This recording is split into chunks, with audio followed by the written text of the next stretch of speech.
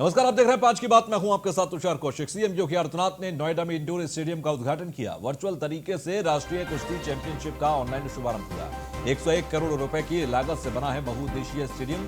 Stadium में कुल 4000 दर्शकों के बैठने की व्यवस्था है। वहीं इस दौरान नोएडा में सांसद डॉक्टर महेश शर्मा, स्थानीय विधायक पंकज सिंह और नोएडा अथॉरिटी सीईओ ऋतु माहेश्वरी मौके पर मौजूद रहे।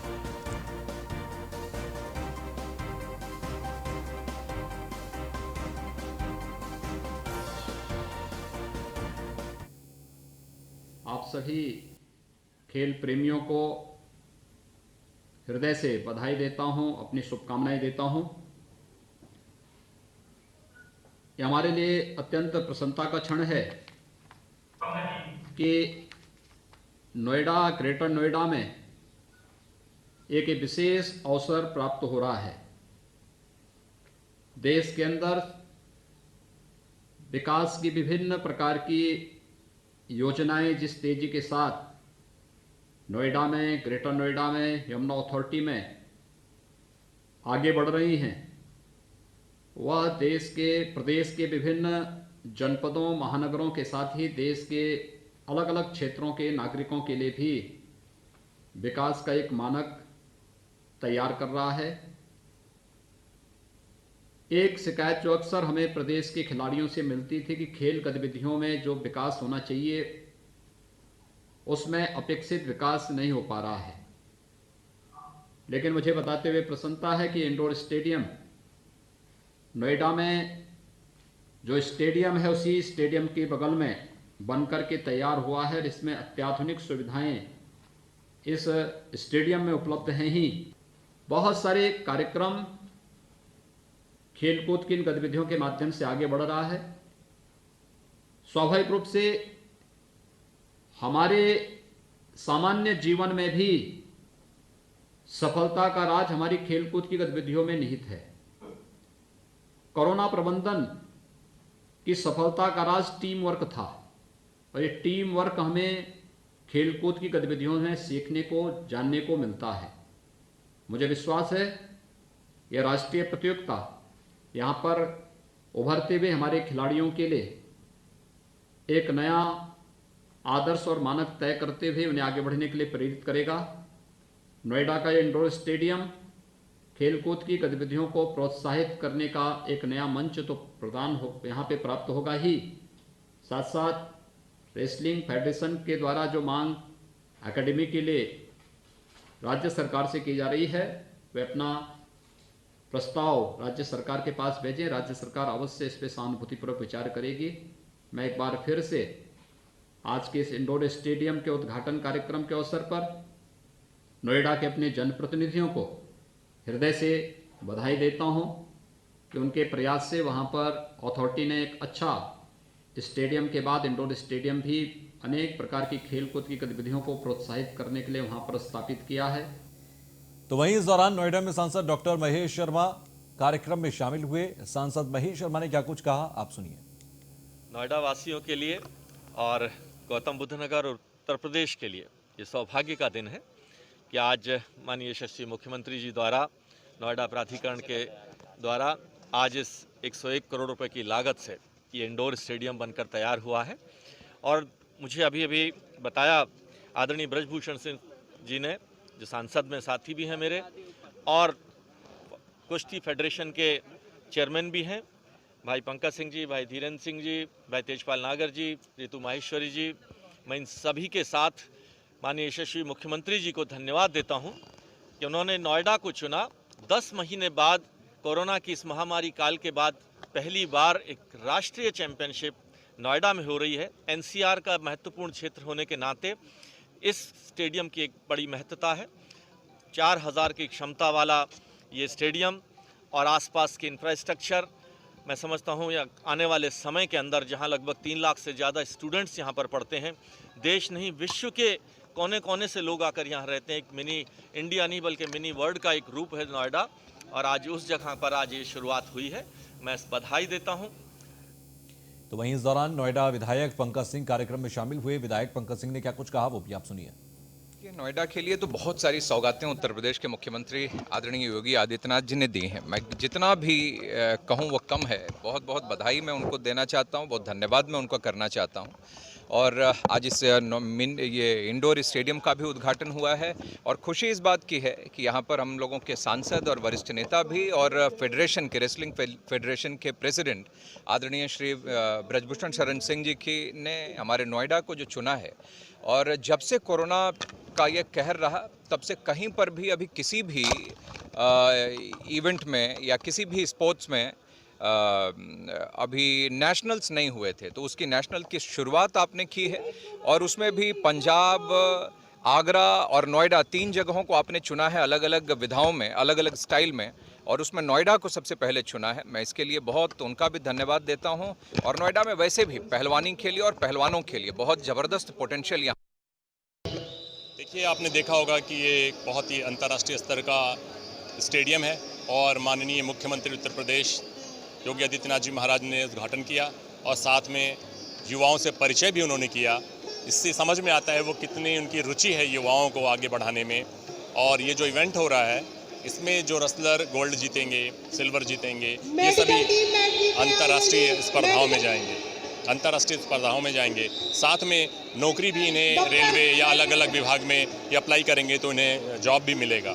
तो युवाओं का एम्पावरमेंट हो रहा है बेसिकली ये, और इसमें मुख्यमंत्री जी का काफ़ी सहयोग है। और हमारे फेडरेशन के जो अध्यक्ष हैं माननीय ब्रजभूषण शरण सिंह जी, उनका बहुत ही योगदान है।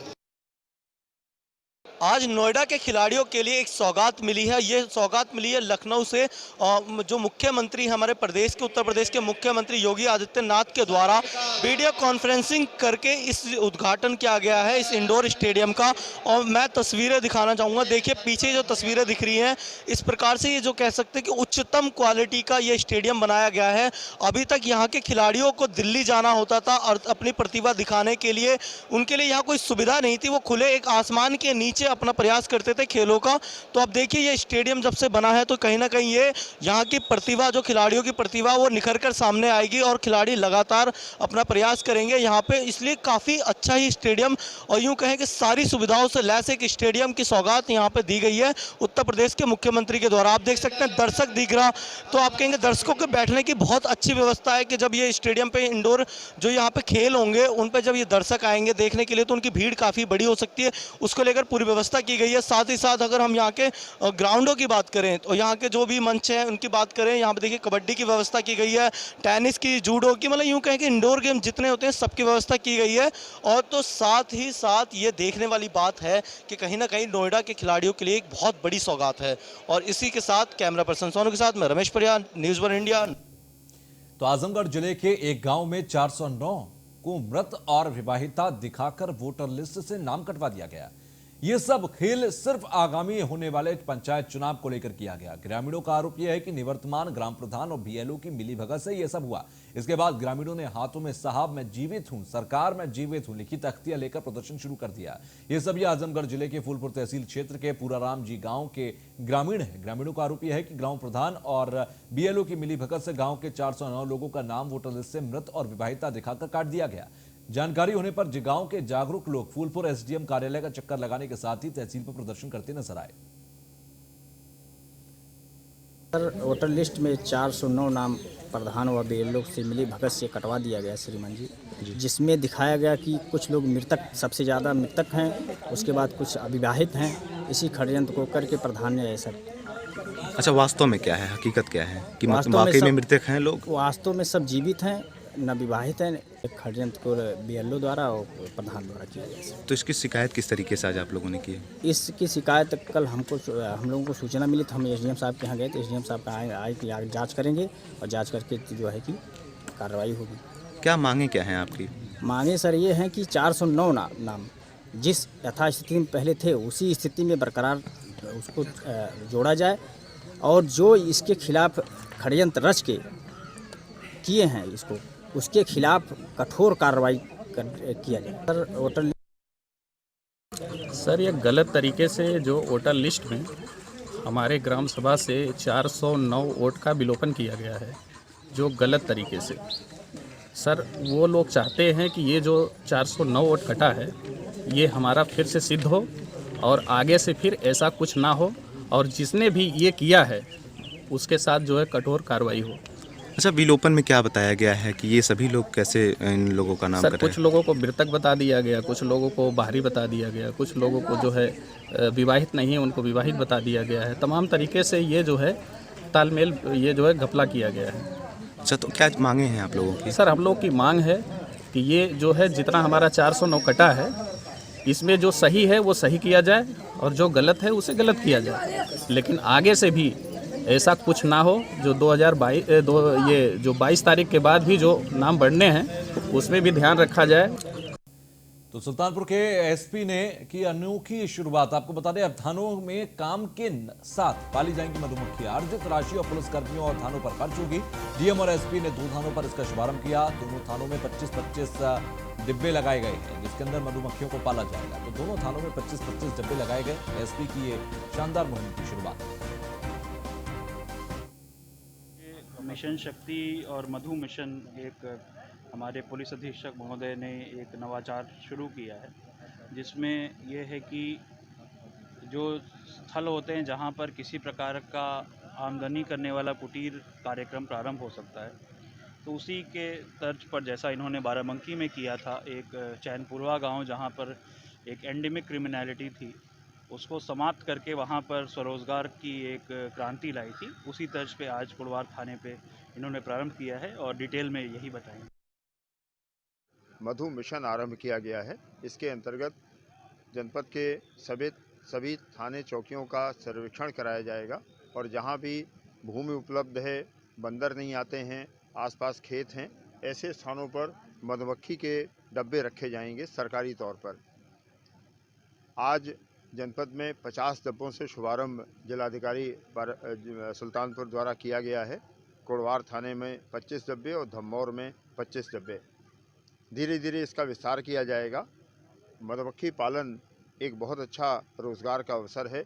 मैं आपके माध्यम से जनपद के सभी युवकों को, बेरोज़गार लोगों को और ऐसे लोगों को जो थोड़ी पूंजी लगा सकते हैं, उनका आह्वान करता हूं कि वो मधुमक्खी पालन का कार्य करें। खबर बाराबंकी से, जहां पर अंतर जनपदीय गिरोह के 2 चोर गिरफ्तार किए गए। 12 से ज्यादा मुकदमों में वांछित थे ये दोनों चोर। 3 बाइक, 6 मोबाइल और 1 तमंचा बरामद है। रात में बंद घरों के ताले तोड़कर चोरी की वारदात को देते थे अंजाम। तो 3 बाइक, 6 मोबाइल और 1 तमंचा बरामद किया गया है। अंतर जनपदीय गिरोह के 2 चोर गिरफ्तार किए गए।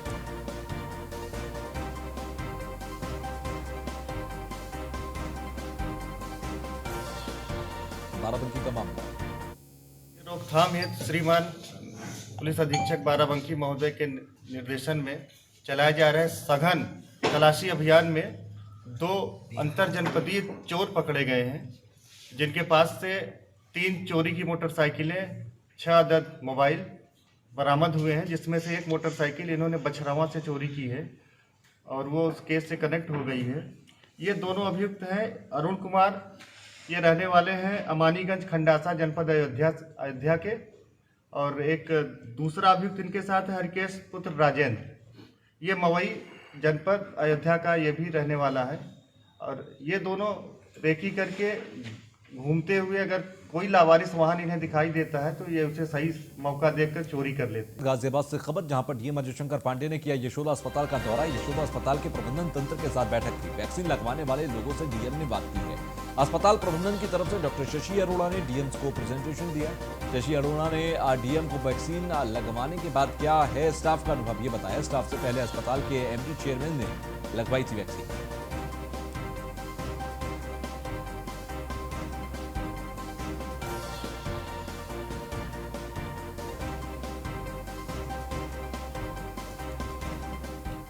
खबर लखनऊ से, जहां पर गणतंत्र दिवस की सुरक्षा को लेकर जीआरपी पुलिस ने चलाया चेकिंग अभियान। संदिग्ध लोगों और लावारिस वस्तुओं को लेकर चलाया गया चेकिंग अभियान। चारबाग रेलवे स्टेशन पर जीआरपी पुलिस और एलपीएफ की टीम ने चेकिंग अभियान चलाया।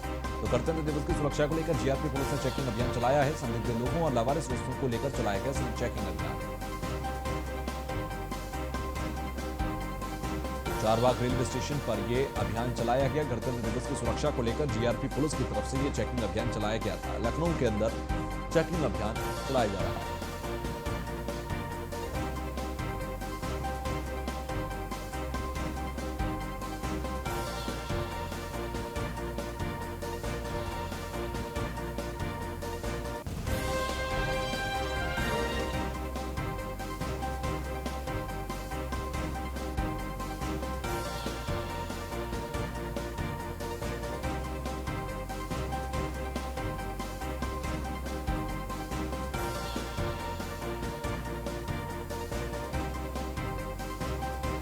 तो संदिग्ध लोगों और लावारिस वस्तुओं को लेकर चलाया गया ये चेकिंग अभियान। गणतंत्र दिवस की सुरक्षा को लेकर जीआरपी पुलिस की तरफ से ये चेकिंग अभियान चलाया गया।